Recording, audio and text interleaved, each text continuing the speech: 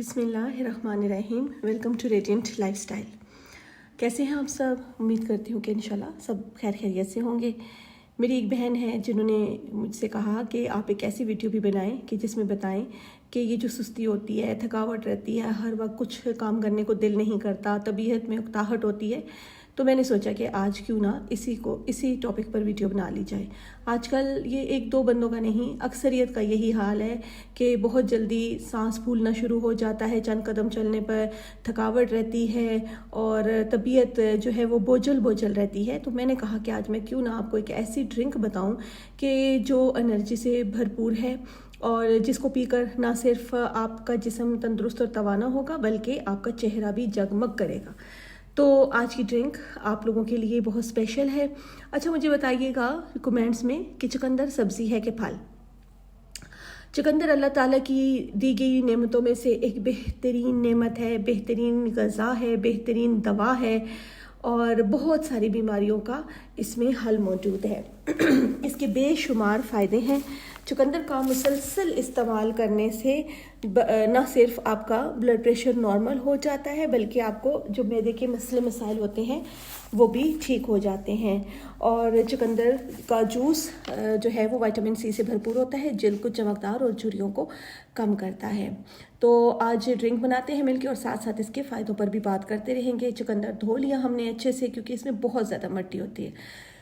دھلا کر اچھے سے اب اس کو آپ نے کاٹ دینا ہے. ٹھیک ہے، تھوڑے تقریباً چھوٹے پیس بنا لیں، بہت بڑے پیس نہ ہوں تاکہ مشین میں ایزیلی ہمارا جوس جو ہے وہ نکل سکے.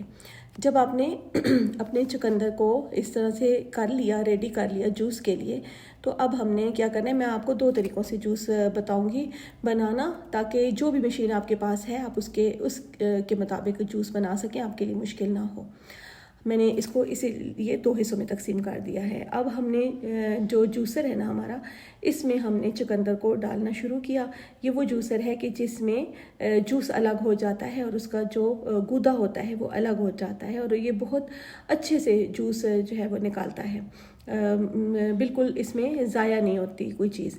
اچھا، جہاں باقی کہا جاتا ہے نا پھلوں کے بارے میں کہ وہ پھل آپ کھائیں، جوس اتنا زیادہ افادیت کا حامل نہیں ہوتا، لیکن چقندر کے لیے کہا جاتا ہے کہ اس کا جوس جو ہے وہ زیادہ اچھا ہے. آپ ایز اے سیلڈ بھی یوز کر سکتے ہیں، کھا سکتے ہیں، لیکن نہیں، آپ جوس کا استعمال کریں گے تو بہترین ہوگا. میں ساتھ اس میں سیب بھی ڈالتی ہوتی ہوں، تو میں نے کہا میں آپ کو بھی بتاؤں. یہ پھر سونے پر سہاگا ہو جائے گا. چقندر کی خوبیاں بھی ملیں گی، آپ کو فائدے ملیں گے اور سیب کے بھی فائدے ملیں گے. ایک سیب میں نے نارمل سائز کا وہ بھی اس میں ایڈ کر لیا اور اس کا بھی ہم نے جوس نکال لیا. ٹھیک ہے، دو چیزیں ہو گئی، چقندر ہو گیا اور ایک سیب ہو گیا. جو بھی سیب آپ کو اویلیبل ہو، جو آپ کے گھر میں پڑا ہو وہ سیب ڈال دیں، اور اگر نہیں ہے تو بے شک مت ڈالیں. اچھا، اس کے ساتھ میں استعمال کرتی ہوں تھوڑی سی ادرک کے بھی آپ کو پتہ ہے بے پناہ فائدے ہیں. تو یہ انسان کی صحت کے لیے کس قدر ضروری ہے، کتنی اچھی ہے. تو یہ 1 انچ کا ٹکڑا میں اس میں ڈال دیتی ہوتی ہوں جوس میں، ادرک کا بھی. یہ اگر آپ ڈالیں تو بہت اچھا ہے، اس کے فائدے ملیں گے آپ کو. اگر آپ کو ادرک پسند نہ ہو، ذائقہ نہ پسند ہو، تو بے شک آپ سکپ کر سکتے ہیں، لیکن ڈالیں گے تو فائدہ ہوگا. یہ ہو گیا ہمارا جوسر سے جو ہم نے جوس تیار کیا تھا.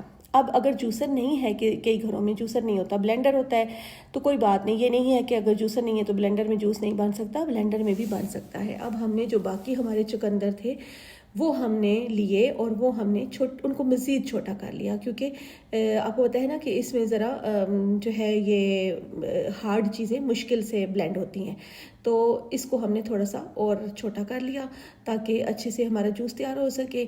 اور چھوٹے چھوٹے ٹکڑوں کو اپنے بلینڈر کے جگ میں ڈالا اور ساتھ ہی ہم نے اس میں ایسا کیا کہ 1 گلاس ہم نے پانی کا اس میں شامل کر دیا. ٹھیک ہے، کیونکہ خالی خشک چقندر کا جوس تو نہیں نکلے گا نا، بلینڈ تو نہیں ہوگا وہ، تو اس لیے اس میں پانی شامل کرنا ضروری ہے. ساتھ ہم نے 1 گلاس پانی کا شامل کر دیا اور پھر ہم نے اس کو چلا دی اپنی مشین. اور یہ آپ نے اس وقت تک مشین چلانی ہے، اپنا بلینڈر اس وقت تک چلانا ہے جب تک کہ بہت اچھے طریقے سے آپ کا چقندر اور پانی بلینڈ نہ ہو جائے.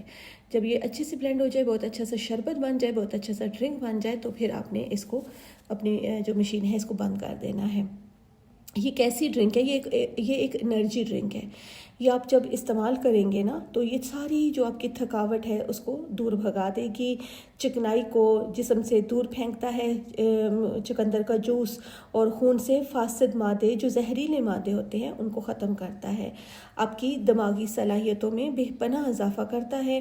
اور اگر آپ ایکسرسائز کرتے ہیں تو ایکسرسائز سے پہلے یا واک سے پہلے اگر آپ یہ جوس پی لیں نا، چقندر کا جوس کا 1 گلاس پی لیں تو آپ کا اسٹیمنا بڑھ جاتا ہے اور آپ بہت جلدی تھکیں گے نہیں اور بہت اچھے سے آپ کی واک ہو جائے گی۔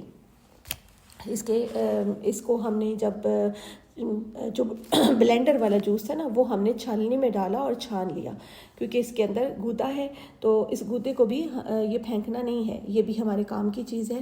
تو آپ نے کیا کرنا ہے کہ جوس نکال لیا اچھے سے، یہ جو چھلنی میں ڈالا تو جو گودا ہے اس کو اچھے سے نچوڑ کر صحیح ایک قطرہ جوس کا نکال لیں۔ پھر دنیا میں کوئی چیز فالتو نہیں ہے، کوئی چیز ضائع نہیں کرنی چاہیے۔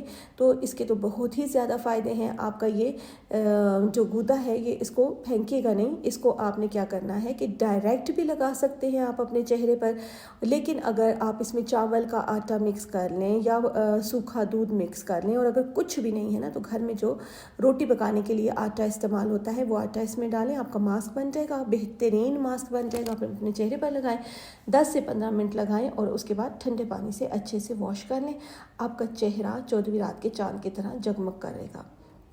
اس کے علاوہ آپ اسی گودے کو پیٹرولیم جیلی میں ڈالیں گے تو آپ کا ایک بہترین ٹنٹ تیار ہو جاتا ہے، کیمیکل بھی نہیں ہوتے جس میں، اور جس میں کوئی ہارمفل چیز نہیں ہوتی، نیچرل ہے۔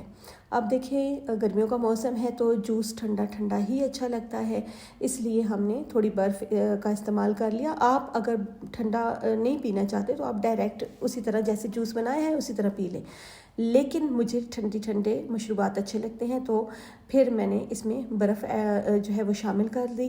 یہ وہ والا جوس ہے جو ہم نے بلینڈر میں بنایا ہے، ٹھیک ہے، جس کا ہم نے گودا الگ کر لیا۔ یہ وہ والا جوس ہے جو بلینڈر میں بنا ہے، اس میں ہم نے برف شامل کر لی۔ اگر آپ چاہیں تو اس میں تھوڑا سا کالا نمک شامل کر سکتے ہیں ٹیسٹ کے لیے، نہیں تو نہ شامل کرنا چاہیں تو کوئی بات نہیں، شہد تھوڑا سا شامل کرنا چاہیں تو کر سکتے ہیں، آپشنل ہے۔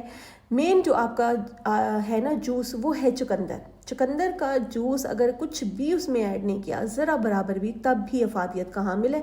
یہ باقی میں آپ کو آپشنل بتا رہی ہوں کہ اگر آپ ذائقہ دیکھتے ہیں کچھ لوگ تو پھر اچھا۔ یہ دیکھیں یہ کتنا خوبصورت رنگ ہے، اللہ تعالیٰ کی کون سی نعمت کا ہم ذکر کریں، فَبِأَيِّ آلَاءِ رَبِّكُمَا تُكَذِّبَانِ، اللہ تعالیٰ کی کس نعمت کو جھٹلاؤ گے؟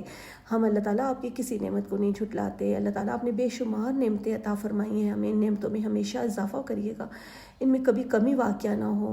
اور یہ دیکھیے یہ وہ جوس ہے جو ہم نے جوسر سے نکالا ہے، اس میں پانی ایڈ نہیں کیا گیا، یہ وہ والا جوس ہے۔ اور اس کی ان دونوں کی جو رنگت میں فرق ہے وہ اسی وجہ سے فرق ہے کہ ایک بلینڈر سے نکالا ہوا جوس ہے اور ایک جوسر سے۔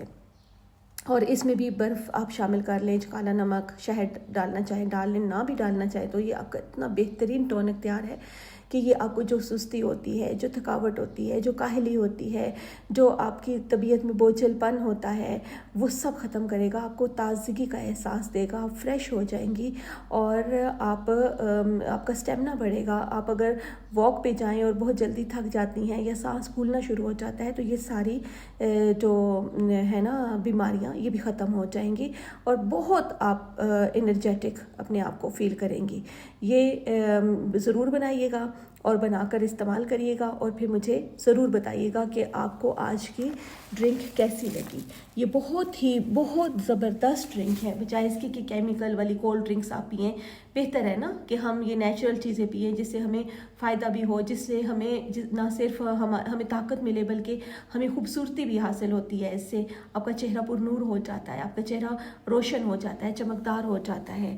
تو ایک تیر سے دو شکار، یہ ڈرنک بنائیے گا اور آسان منٹوں میں بننے والی، سیکنڈز میں بننے والی ڈرنک ہے، یہ آپ ضرور بنائیے گا اور مجھے ضرور بتائیے گا۔ مجھے آپ کے کومنٹس پڑھ کر بہت اچھا لگتا ہے کہ آپ کتنی توجہ سے میری یوٹیوب پہ آئی ہوئی ویڈیوز دیکھتی ہیں، تو اپنی دعاؤں میں یاد رکھیے گا، میری دعاؤں میں آپ ہمیشہ سے شامل ہوتے ہیں سب لوگ۔ تو پھر ملیں گے انشاءاللہ ایک بہت ہی اچھی زبردست ویڈیو کے ساتھ. اور اگر ویڈیو اچھی لگی ہو، جو مجھے امید ہے کہ ضرور اچھی لگی ہوگی، تو لائک اور شیئر کرنا مت بھولیے گا. اور اگر آپ پہلی بار میری ویڈیو دیکھ رہی ہیں یا دیکھ رہے ہیں تو ضرور سبسکرائب کیجیے گا اور ہمیشہ اپنی دعاؤں میں یاد رکھیے گا. ہنستے مسکراتے رہیے. آمین ثم آمین.